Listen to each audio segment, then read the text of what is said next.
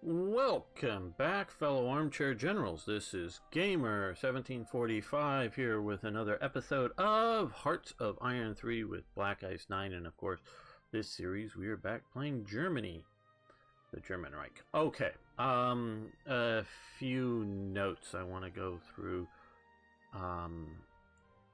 first. Okay, well, one, I want to thank the Black Ice Twitter account for quite often retweeting the announcements for Black Ice, whether it's the Hearts of Iron 3 or the Hearts of Iron 4 Black Ice games.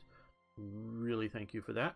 And also another big thanks for What If History. I'll try to remember to put it in the links to those Twitter accounts. Poke me if you see this up there and it isn't in the description.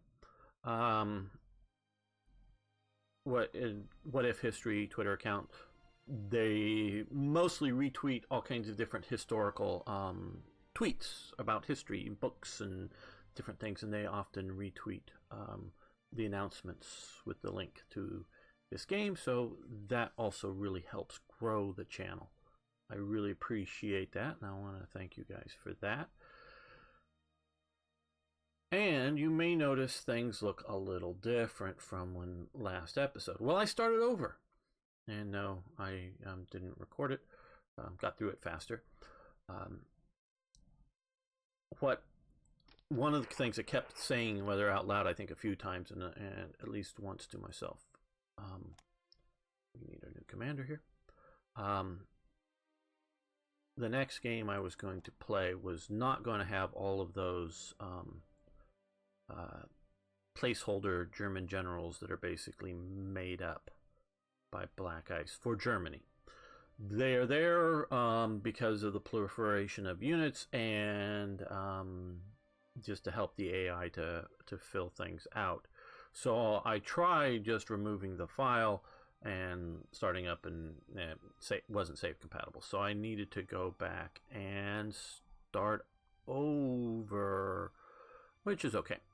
I watched my videos, fast forward to the right spots, so that the basic difficulty settings and all of that are the same. Now, just where all of the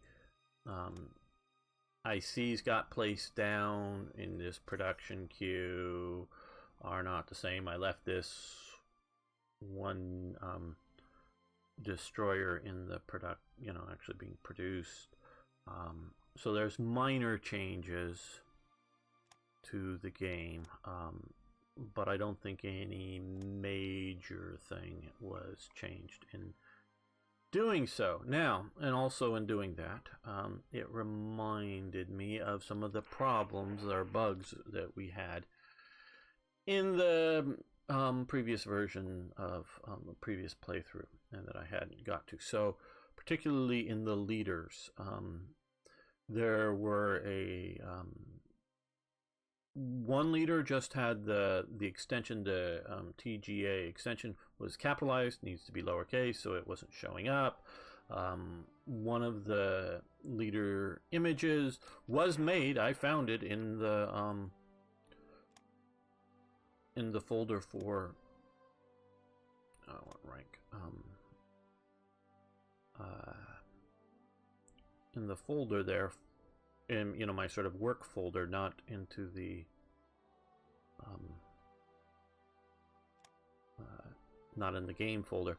So I moved it over there, and there were, I think, 2 cases of leaders using the same image, even though the images had been made and were there. So just bad coding. But in doing so, and looking at that, I decided to start modding a bit. So I spent a few hours. Now, this is what I would like. Now that's been around as sort of a weird, I don't know, and I could even change that one. Mostly, all but one of the things that I added were SA leaders. They're all available here in 36. And where are they? Oh, here. You see, many of them, not this guy's new, and this guy's new, but many of them are in color now here, and I could really use some feedback on this. Now, I got rid of the Hitler portrait that Revolverheld used, not because it was in color. I don't know why he used it. I just didn't like the portrait of Hitler. The one that they sort of use is sort of his early party uniform, which is maybe not appropriate either, but and not that I want him to look good or, cool or anything. It just, I just didn't like that photo of him. So I got rid of it, not because it was in color. And so the big thing I want to know is because I could do grayscale these guys out, these SA men out, and as a couple of you commented on earlier on, you saw the Trommleter Zigaretten event with event image talking about it. Well, these images here come from cigarette cards. I don't think anybody does them anymore, and I presume they still do. I know they still do baseball cards, but do they still put gums in the pack? Back in the olden days, the really olden days, they were actually little crappy cards that were really meant to sort of throw away.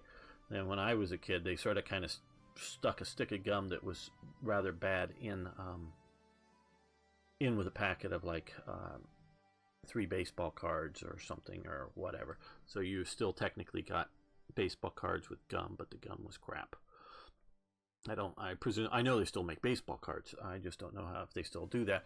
But way back in the day, baseball cards were also done, I'm pretty sure I know or whatever. I'm not a big collector, of them, but in cigarettes as well. But so they did cigarette cards, and I'm presuming, again, I have no idea if it was true, but Trommleter cigarettes, but they had a complete, and I think most of them saved, mainly because I might want to use these event images for Hearts of Iron 4 with their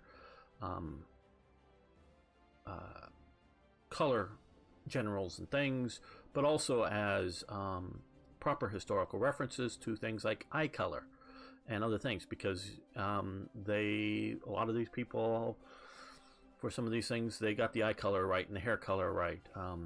So we have the color images here, and so I can grayscale them out, but I just use them here. This is Prince Phillip von Hessen. He was the Prince of Hesse, another leading royalty that went into the SA. Earlier I was talking about the Kaiser's grandson, one of them, who was also in the SA, and there's Prinz zur Waldeck und Piemont is in the SS. His younger brother went into the SS, and then his 2 youngest brothers later went into the SA of the Hessian, so they may show up at some point.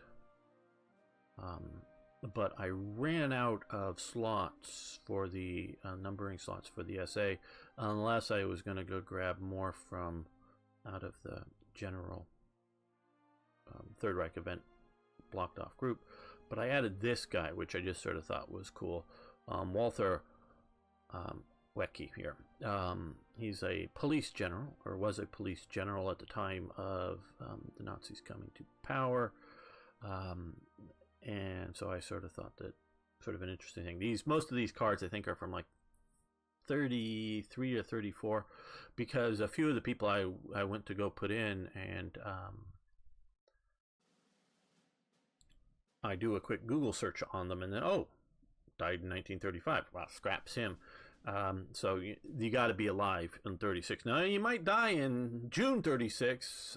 Whether I'll still put you in or not, I don't know. If it's an accidental kind of death or something, that is not like cancer or, sort of predetermined, something that you might live or die, I'm more likely to keep you in. A bunch of the essay guys I had to, in doing early research for the essay, I had to get rid of them because they were coming up in my searches for essay leaders, but they had been purged and killed in the Rome Putsch, or the reaction to the Rome Putsch.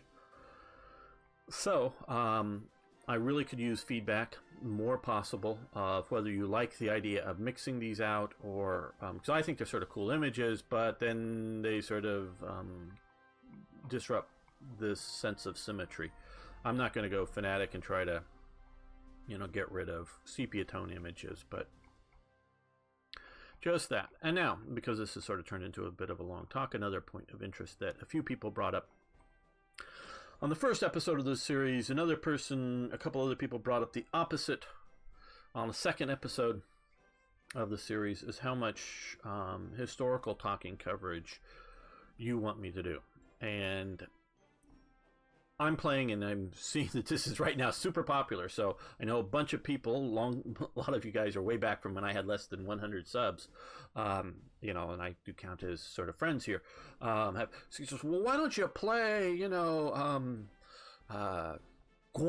or some sort of, esoterically weird country that would be cool to play. And some obviously aren't that esoterically weird, that do make sense to play in many of them.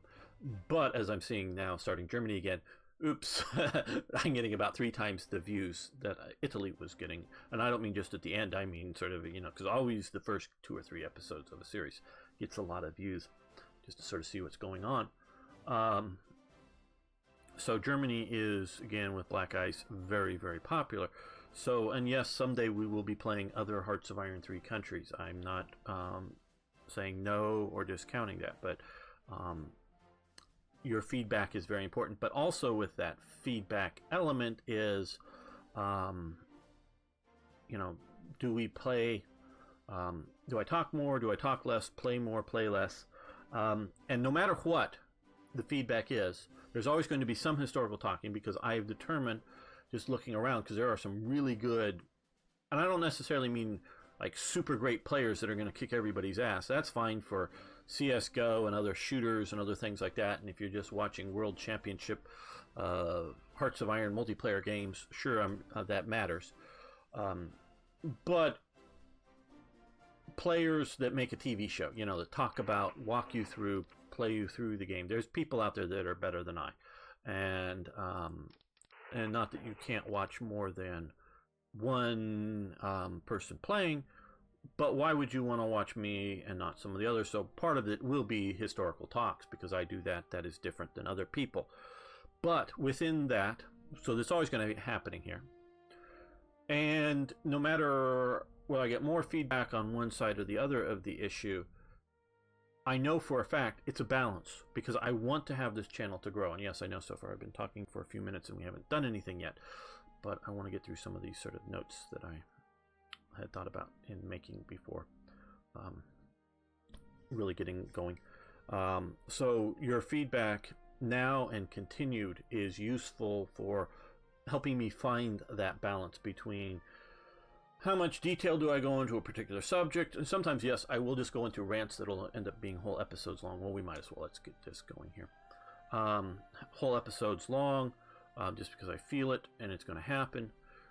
I'll try on those to very much try to warn you about, so you can either skip that episode or skip a big chunk of the episode in the description or something. So that's going to happen, but that's not what my goal is, to have big, huge, long, constant rants. But so the balance, so helping me find the balance is your feedback for and against.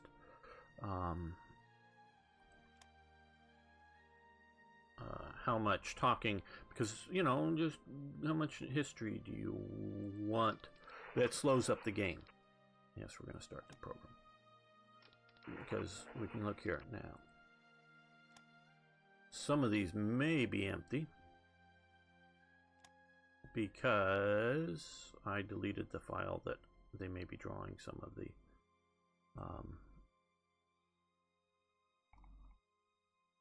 leaders from. So if you have, say, load leader X and he isn't anywhere there, it doesn't blow the game up. It just doesn't load leader X. You just ain't there. So earlier on, this may be and this will be an experiment to find out if this is a problem. One guy was looking around. We want to get out of this. I don't want to leave von Manstein here. So let's grab somebody else. Generic. Oh, not a Luftwaffe officer. Old guard kind of guy.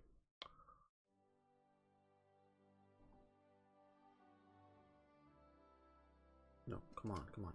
Go forward. Okay, yes. And a few of these events did already happen.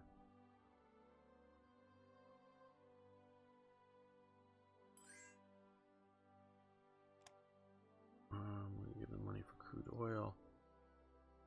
Yes.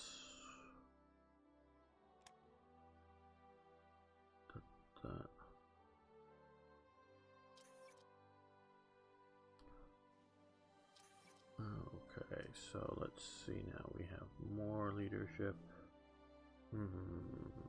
Let's do small warship sonar. What do we have more still? Oh, it's going to be another half.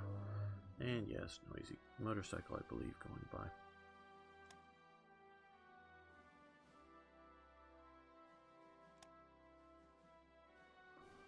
And we want to maximize things, so let's do 1936 tax. Yes. Oh, let's see. Okay. Mexico. Okay.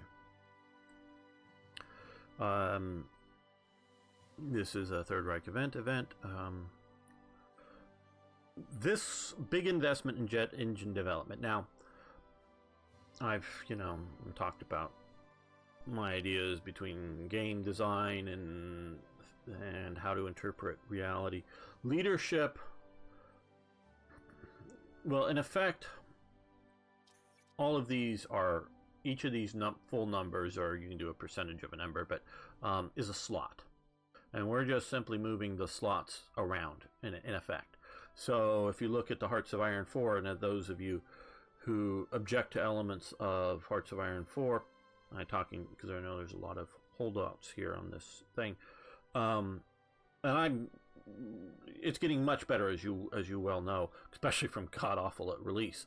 But I'm talking about sort of design things. So the slot system on Hearts of Iron 4 is in essence this. It's just you get to, slots can be shifted between officers, diplomacy, and espionage and research. Now in Hearts of Iron 4, it's just research slots. That's one element of it. The other element of it is taking like a tactic like Grand Battle Plan and having, whether you either have Grand Battle Plan just once or you can have it up to 12 times and incrementally increase it.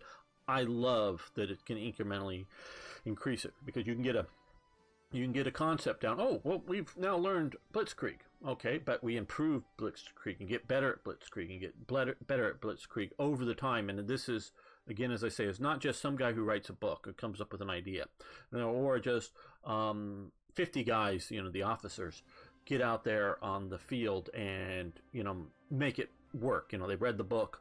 They talked to the guy who came up with this idea and, practiced it, driving their tanks and shooting their artillery pieces. And now, okay, these 50 officers, is getting it out, spread out to the army as a whole. And so it takes a while. And so even though you may have this doctrine and you may have the book and you may have gone through the training school for panzers or something, but you're going to get better with it as time goes on, as it spreads out around the army. So I like the incremental levels and you can. Now it takes a big modding change, but you can, I believe, go in and do this in essence to Hearts of Iron 4. The Black Ice people, I just believe, haven't gotten around to it. But I also believe, because you look at these two guys, Hans von Ohlen here, and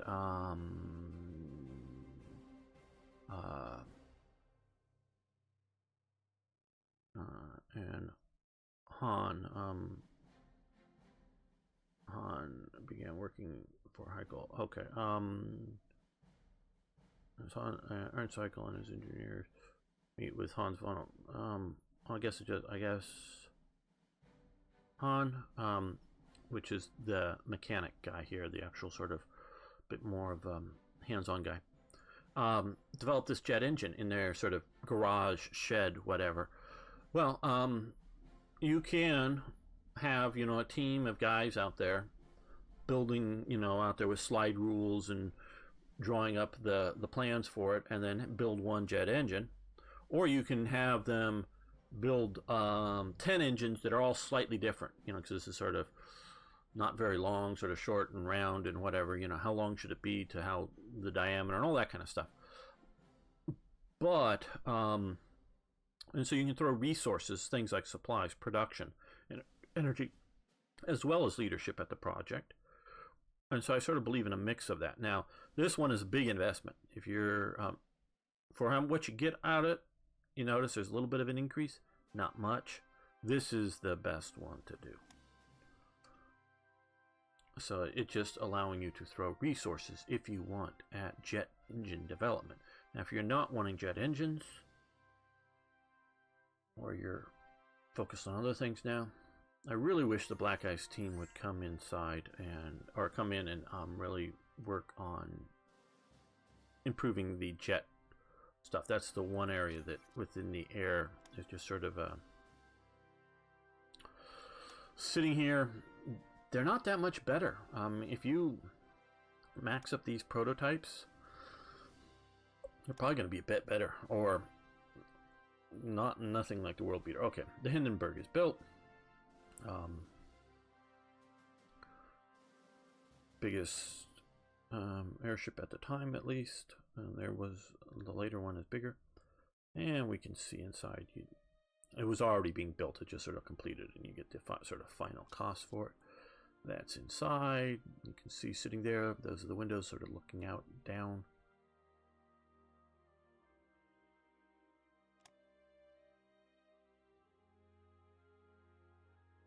Italy, what do you want? We will give them fuel for money. Okay, we will do some fuel for money. We're not using much fuel. And we have easily Italy, which doesn't get or they have a little fuel problem. Okay, and yes, we want the horse. And yeah, we have plenty. Oh, lots of stuff popping up. Lots of stuff popping up. Lots of stuff. Okay. Yes. Okay, the dance show. This is, someone suggested a drinking game. Every time I say that isn't the right image. That's the right image for the dance show. I doubt that there's a color image. So if you want a color image for the indoor dance show, go and colorize it. I presume that's big and red. Well, maybe not so much. I don't know, because see, that's a Nazi hanging banner here with the, the national thing. So I don't know, but that's the modern interpretive dance show and inside during the Winter Olympics. Not that god awful image that, yeah. And I said they can use it, and they can, and I'm pleased that they do. I'm just unpleased that they went with different images particularly for Hearts of Iron 4. And they wanted it colored, so they found Nuremberg rally color image. God, Okay, we don't want to do the closing event. We're going to take Salute, which gains us popularity. Sonja Henie, that's her. She's Norwegian. I've watched a bunch of her movies. She, after this period, moves to America and is in America during the invasion, and of course rallies and helps for Norwegian resistance. And I really don't think she was a Nazi. And I'm sure she now there was the Olympic salute, which is sort of raising your hand, which is sort of like a Nazi salute, but that's clearly a Nazi salute. So at the end of her performance, she gives a Nazi salute, demonstrates, gives up to the main reviewing thing at the end of the performance, which is Hitler there. That's Osteen? No, that's, well, I'm mispronouncing Osteen. There's Osteen, the different spelling American preacher, but the guy who's SA and he's charge of the SA sports program. He sort of is the SA guy putting on the Olympics. There's other people dealing with it, and he mainly deals with the Summer Olympics up in Berlin, and that's, of course, Goebbels there. I don't know who that guy is. But so, and there she is greeting Hitler. Now, of course, you've got to realize at this time in 1936, and she's Norwegian, the Nazis hadn't shown up as being so greatly evil as, of course, they later became to be. But, and again, I do like her. I don't need to watch her skating around for so much, but I like old movies, so she actually becomes a fairly decent actress. So there we go. Okay. Sino-German cooperation. This was a major thing. Germany sold the most, at least heavy arms, to China than any other country. And so they did a lot of that. They had a big training program. One thing that I cut and I've never put back was a whole series of events covering the German mission to China. It wasn't ready or right, and there was already maybe this or something in there, and I just sort of cut it. And I've never gone back and put it in. I don't know. I'm just sitting here thinking about it now.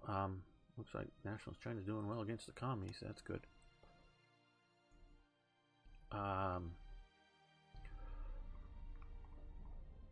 Yeah, I'll think about maybe someday doing it. I don't know. I want to someday, but so they did a lot. They had some German general, or a German general out there. The other one died right about this time.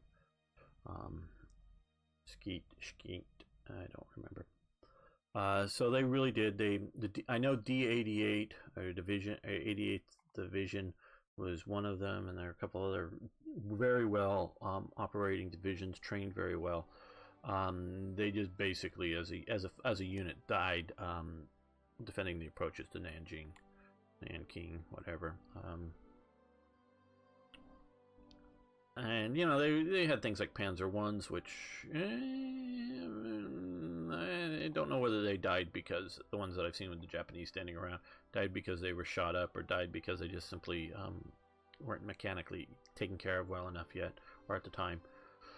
But by that time, that's a few years later, the Germans had left, and I don't know that the Chinese.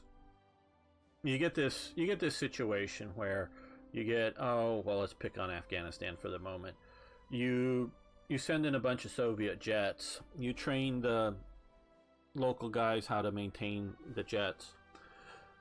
You know, and you got to do this every time they land, or you got to do this every 10 flight hours or whatever. And then, you know, the local cultural situation is, hey, yeah, well, it's still working just fine after 20 hours. No problem. We'll do it, you know, in another 20 flight hours, and we'll, you know, do whatever. And they, you know, clean whatever, swap out whatever. I don't know jet engine mechanics and maintenance, and it just sort of slips. And also, spare parts become sort of hard, and the officers in charge don't really know that for every hour you need to drive a Panzer I or Panzer 25 around, you got to take the damn thing apart, fully apart, for every hour you drive it and put it back together, you know, or whatever. You know, obviously you don't fully take the thing apart, but how much maintenance on the transmissions do you need to just do before they decide to break in the middle of combat and they all fall apart? But it was sort of some of the premier elements of the Chinese army, so we're going to continue this, which gets sort of cutting our own throats in a way because we're hurting the Japanese, but we also get some benefits by it, and hurts our relations with Japan. Now, as a few of you commented, spent a long time on a couple episodes ago talking about the white linen uniforms. Well, that's what I was talking about. Yes, we want the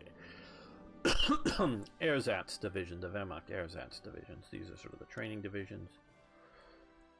There's another event. These are supposed to happen day by day by day. They all sort of pop up and don't. And I think when I redid these for Hearts of Iron, see, here's the, we get that. Metal, rare materials, supply and money goes out to sort of stimulate. Now, of course, in Hearts of Iron 4, we can just simply do the give them equipment and whatever. Okay, President Bernays proves our relationship. Well, we'll get this, which...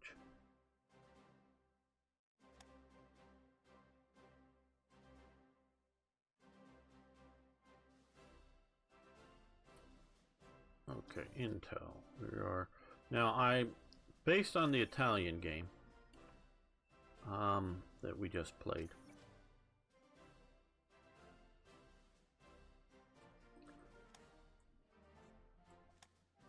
And how many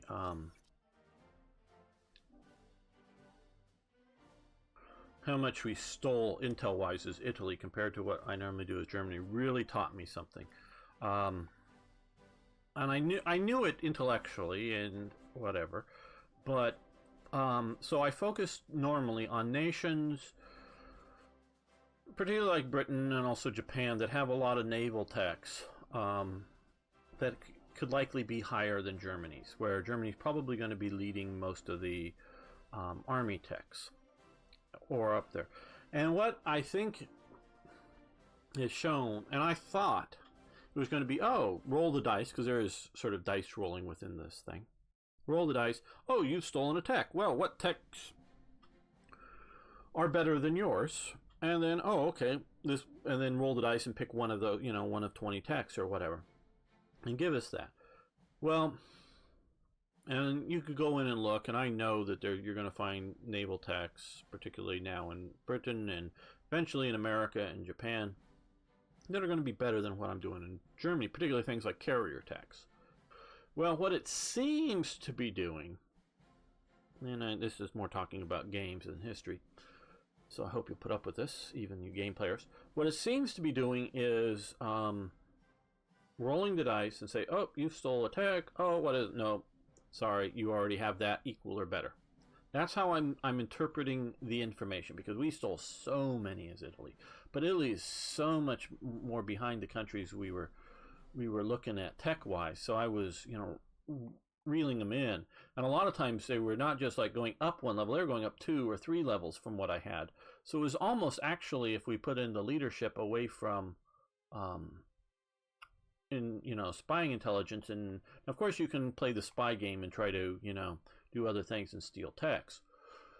But if you're mainly just doing it like I was for spying or for tech stealing, you know, it really, I'm learning, it still may not be quite worth it, but we stole a lot as Italy. Where here, it really isn't worth it as Germany, because you're on such a leading edge with so many techs. It's not going to give you, when you're successful, techs just happen to find the ones that you don't happen to overly have. So my recommendation is becoming much more, don't bother with it. I know that's what many people had already said to me, but for the fun and whatnot, I wanted to do it, but it's even worse than I thought. Okay. Der Sonnen and Tag, towards the sun. This is part of the KDF, the Kraft durch Fraud, Strength Through Joy program. Okay. Everybody, of course, focuses on the evils of the Nazis, and they were god-awful evil. I mean, and nothing good that they did do, accidentally or on purpose, outweighs the evil that they did. I mean, it just, you know, it just doesn't you know, balance it out. Just in no way does it balance it out. But they were the first major, especially in power, Green Party in the world. They definitely were very much involved in the environment, and it was the environment of nature, you know, out in the countryside, or the environments in the factories. They wanted clean factories with flowers growing outside of them. I mean, they were big into the environment.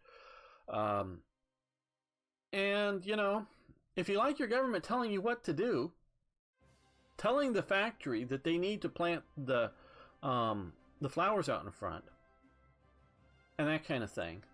And it may not always be so blatant, but it might be the local gallator coming by and, where are the flowers out in front? Where is the, the shade trees out in front? Where are the, whatever it might be? And if you don't follow the suggestions, you might not get the next government contract, or you might not get the next shipments of supplies you need for your company, because we are talking about a closed economy, not a market economy. Yes, there is a market involved in it, but it's still a managed economy.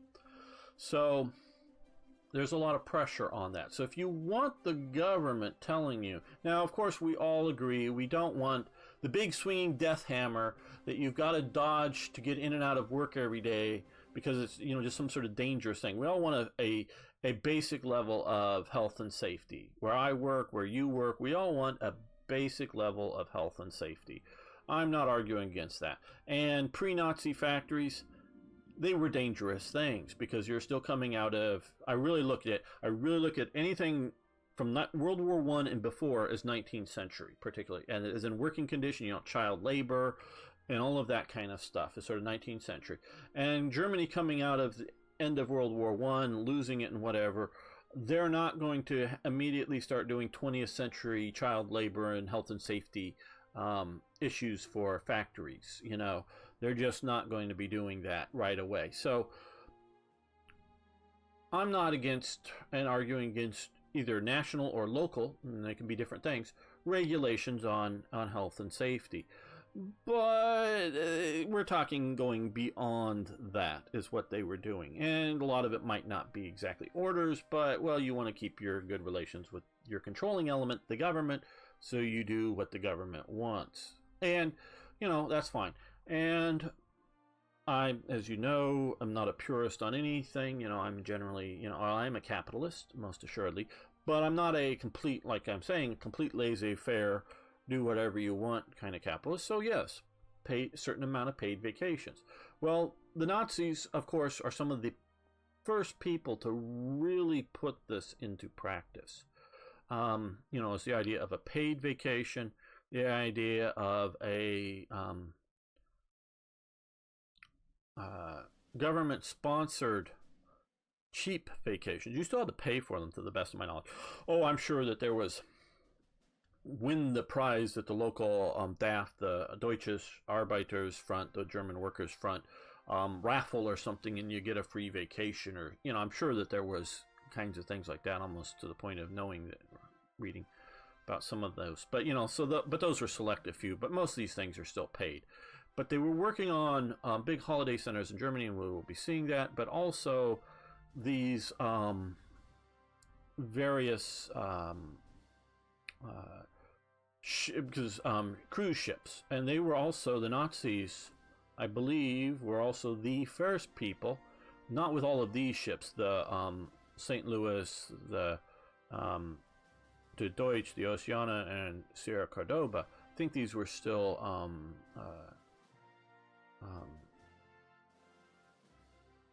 passenger liners, but the Nazis were the first, and I think it was with the Wilhelm Gustloff, were the first cruise ships. And a cruise ship versus a passenger liner. A passenger liner would say, let's go from Hamburg for the Hamburg America lines and take passengers to America, and everybody gets off who's not on a crew member. And then they pick up another set of passengers in America, and they take them back to Hamburg, and everybody gets off. That's a passenger liner. We don't have those for the most part anymore.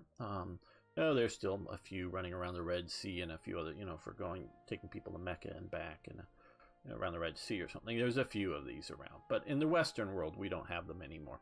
We have cruise ships. A cruise ship starts out in Hamburg, sails up to Norway, comes back from Norway with all the passengers. And the Nazis were the first to do that. So we have Towards the Sun. We can do Towards the Sun, which will cost us some supplies and money, lose descent. Now, of course, we are keeping descent down to a minimum. Basically, you don't really lose any. I think you actually gain, but it's not enough for it to show us positive some national unity and improve relations with Portugal. Or we can decide not to do and get more supplies and get people upset with us. We'll send them out there. Now I mentioned, he's not mentioned here, Osteen or whatever, the essay. We had the big essay event, that which gives us all these guys here. But what I've learned that they did, and which is, yes, if you're big into Nazi details, you know all these things. But if you're not, you don't necessarily know it. They had these sports badges. This is actually bronze, though. Of the nice images I got, it was one of the nicest ones. They go from bronze through like silver, up to gold or something. I think there's 3, or maybe even there's a 4th. I don't know. Sports badge. And they train lots and lots of people, including the SA, to use this. This is one of the few paramilitary SA badges that could be worn on the military uniform. And so they really encourage everybody, not just SA members, but people going out and earning this achievement badge. And different grade, 3 levels, bronze, silver, gold. And you had to do the different levels of stuff, including small arms fire, 200-meter assault course in gas mask. So there's training. You've got to run the 200-meter assault course. I presume it's jump over fences and thingies, whatnot. But while wearing a gas mask and other stuff, and then to get gold, you had to do field exercises like map reading, signaling, which means waving flags around, recon work. Go crawl around and see how many trucks they had in a parking lot or something that represents tanks, how to do it. So it was a militarized, sporterized training. And this is what the SA, everybody who got it through the SA. Again, it wasn't exclusively to SA members, but they were the organization running this stuff. And this, so you see here, for having, I'm forcing you to have, now of course you can go in and mod it, but forcing you to have the SA, but you're getting, losing a little bit of supplies here, and we can afford it right now because I'm building supplies. A little bonus to a bunch of infantry and other sorts of techs, or doctrines, or whatever it is you're training up.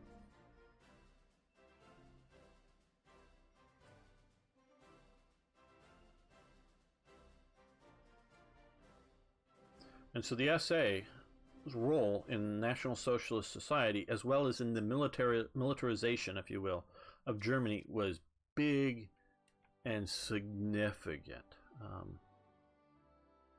It really was. Okay. This I just put in for fun. The Black Shorts. That's from a modern TV series. You can send money to the Black Shorts and supplies a little bit, or not. We're going to do the not, because that's the correct answer. The other is Hitler yells at Hess, because Hess actually, this is a fictitious fascist organization in Britain. There was, of course, the British Union of Fascists, but although the Black Shorts are a fictitious fascist party created by P.G. Wodehouse, I love his works. I mostly watched the TV series, but I have read some of it.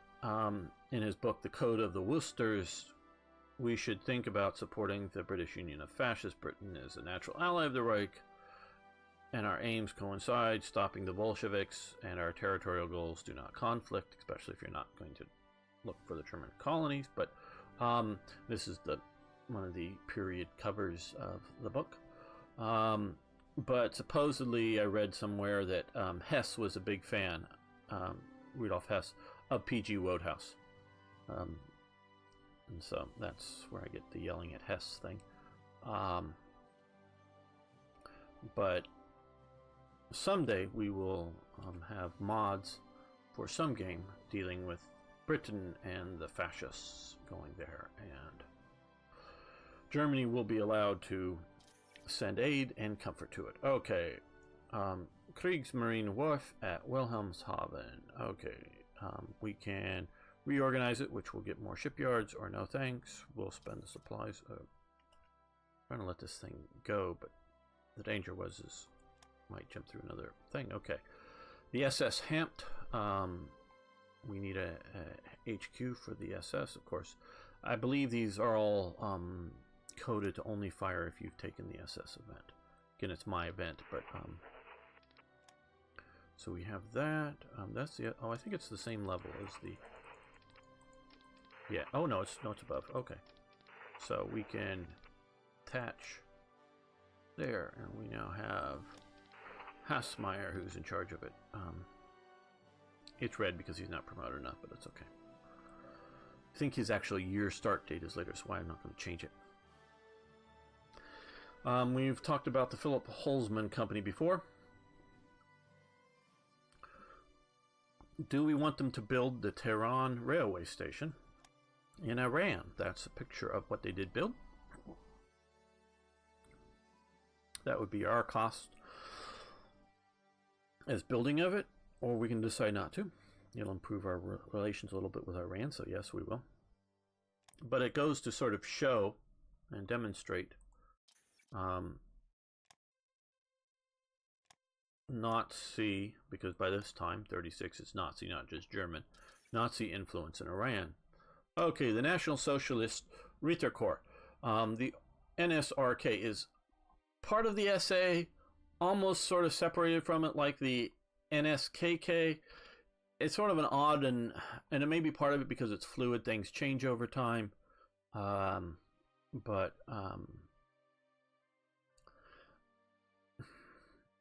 definitely all the basic members, the basic guys, were all, well, I'm saying basically all of them were SA men. There are training centers, fairly big ones. We may see some stuff about that. And from what I've read, certain districts in certain places, it was carved up. Some would be the SS, just a few, like 5% of them or something, and others, and so all of the training elements in certain districts were SS, and most of the other districts were SA. So this gives cavalry exploitation gain, but we've already achieved that. When I originally coded it, they didn't. You still had at least 1 or 2 levels to do it. So the which really gets into and this is all over Germany, and which you can sort of buy these Ritterstandard here, represented by that. They're not necessarily huge organizations, but they are all going in and breeding horses and dealing with the farmers on breeding better horse quality, and they really work. And so basically, if you're a horse guy, not that you own a horse either privately or you have a horse on your farm, but if you're sort of a horse breeder, meaning you're because some farmers will have male and female horses, and they will naturally breed. But a horse is much more docile if you castrate him. So there's a lot of people, a lot of more traditionally. Again, I don't know for different times. More than half the males of horses are castrated at a particular age, so that they're good work horses. They're good, functional farm horses, but they're not good for breeding anymore. And so a lot of farmers had those, but also a lot of farmers, of course, had female horses. So they didn't necessarily have male horses available. So you would get the services of a male horse to breed with your female horses. Well, rent that out. Now, with National Socialism coming and controlling this, again, you have to understand this is pervasive in all elements of life. So if you weren't signed up with the NSRK, Ritterkorps, and there was a lot of people, and again, like I say, all the basic sort of guys riding around, sort of the SA men, but there are also a lot of, ye old country farmer guy who's a horse breeder, joins the NSRK, but not the SA. So he doesn't have a snazzy SA uniform. He might have a little badge or something to wear on his suit when he wants to look, formal. So again, because I don't read German, so I'm not reading the original sources. I'm reading brief articles about them, and so they don't necessarily give me the detail of it. And so some of this is a little fuzzy in my understanding. So, but the NSRK, because that's the National Socialist Ritterkorps, is different than the Sturmabteilung. But at the Sturmabteilung, the guy in charge of the NSRK is a Sturmabteilung member. So, like I say, it's all confused. but so if you don't join the NSRK, you don't basically have access to horse, breeding horse material around, and because they start controlling it. And not that you can't, maybe get Farmer Bob 2 farms over who has a male horse who's also an anti-Nazi like you, and and he's sort of bucking the system, and he'll willingly come over and help you breed some of your horses, for you.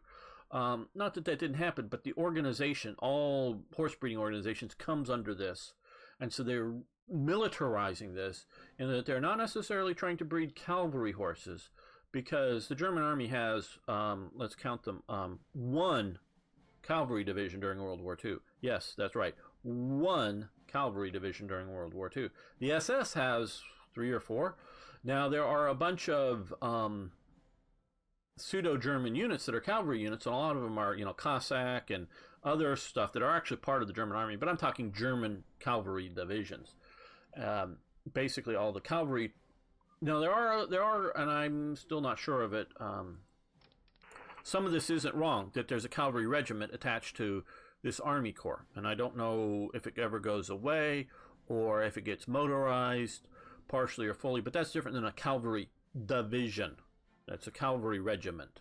Wouldn't normally be in. The only reason that's so old bloated is just so you can have one of these brigades for a division. Otherwise, it would just be. I doubt it'd be more than 300 men. So they definitely had cavalry horses and used them. And I'm not saying that they didn't for cavalry reconnaissance and others, exploitations after attack and all kinds of things. They did.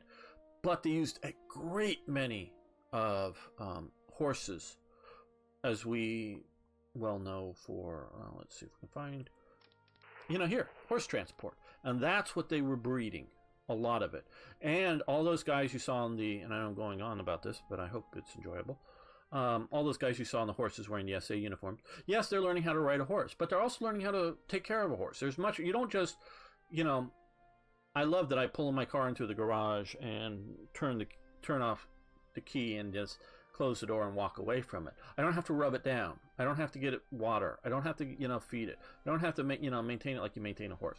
And so riding and having fun, doing cross-country riding and racing and all kinds of things, and we'll see more of that with the horse, teaches you how to handle horses. And so even if your job is going to be in the army, is the guy dealing with the wagons here, or as in the support element, bringing up the food and whatnot for the infantry division, but you're also the immediate sort of combat guys, at least particularly early on, towing the artillery pieces. As time goes on, they more and more motorize this in the German army. I rarely, I don't know if I ever firmly know that I can see a 1944 photo, that we can identify as 1944, that has a artillery piece being towed by horses. Not that we can't see wagons towing stuff, because they're still using wagon transport up until the end. And I'm not saying they don't have, especially, the sort of Wehrkriegs units later in the war that are being pushed to the front, not having horse-towed artillery. I'm presuming they do. But most of even the infantry divisions, most of them, at least the main artillery towing element, is truck. No, most of the guys are still walking, so they're still infantry. Okay, again, Haus des Radfunk. I thought this was impressive. This is in Berlin. This is a huge building. What, 1, 2, 3, 4 stories tall there, 5 stories tall there. I think the big sort of center of the way it's sort of designed is that maybe a big one or more audience kind of things to have the audience listening to it. But a nice little patio on top of the roof there, because that's like grass with some sort of element there. So this is the centralized house of broadcasting. Look at the BBC, and Britain does get an event like this for Britain, but it's not nearly this big. And this, so they're also, the way this is sort of sprayed out. Again, I sort of think these may be for audiences to watch radio shows, because they used to do that back in the day. I know in America they did. But centralized in Berlin, and it is also sent out via, I don't know whether over the wire or over the air, and then rebroadcast, but it's a rebroadcast in many other areas of Germany. So it's centralizing German radio and providing lots and lots of entertainment, but all National Socialist entertainment. Oh, the building is still there, and I think it still has the same basic function. Not for the National Socialists, of course, but so, and this, because of that, and I get the idea, and I disagree with some of, particularly Hearts of Iron 4, their design element of start out and increase as time goes on. Well, because of that, and there was also, Munich area regional stuff and all others. I figured Germany equates to starting out to small entertainment shows, small historic, and small news. So you get all of that for free at start, other than whatever it costs to get that. So you get that stuff. Like I say, BBC gets 2 of the 3. I think it's news and entertainment. I don't think it's heroic tales.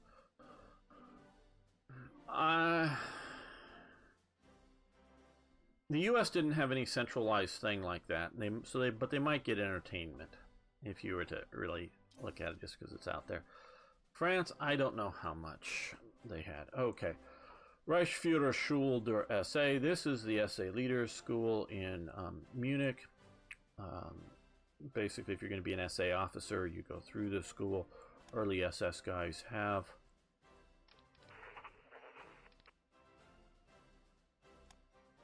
Attach him to his local group. That's the school headquarters there.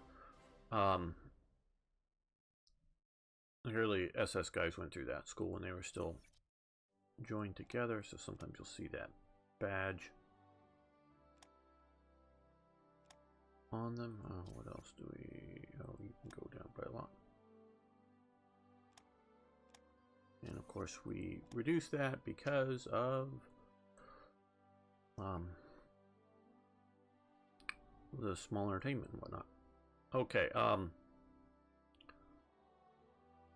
Valka, the flag. It's the Czech National Socialist group, headed up by this guy who practical telepathy, or the transfer and reading of minds as the key to mental magic.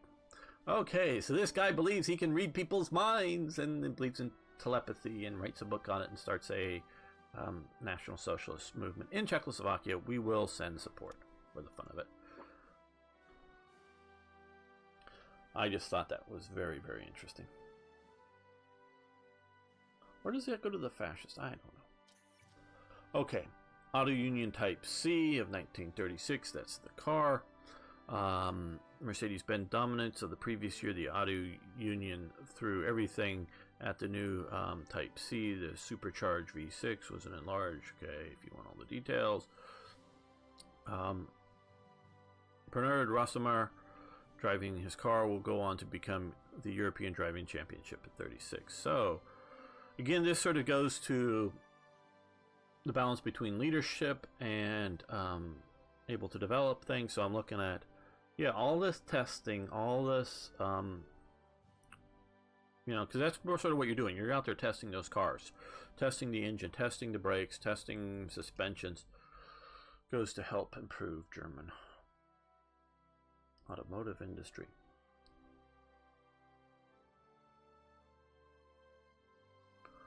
Okay, well, this episode's gone on long enough. I probably talked too much for the balance between it, but hey, try to keep things moving more so in future. So I want to thank everyone for watching. I want to thank you for liking the videos. I really do appreciate that. And of course, please post questions, comments, suggestions, ideas, corrections to any of my misstated history. Thanks so much. See you next time for more Hearts of Iron.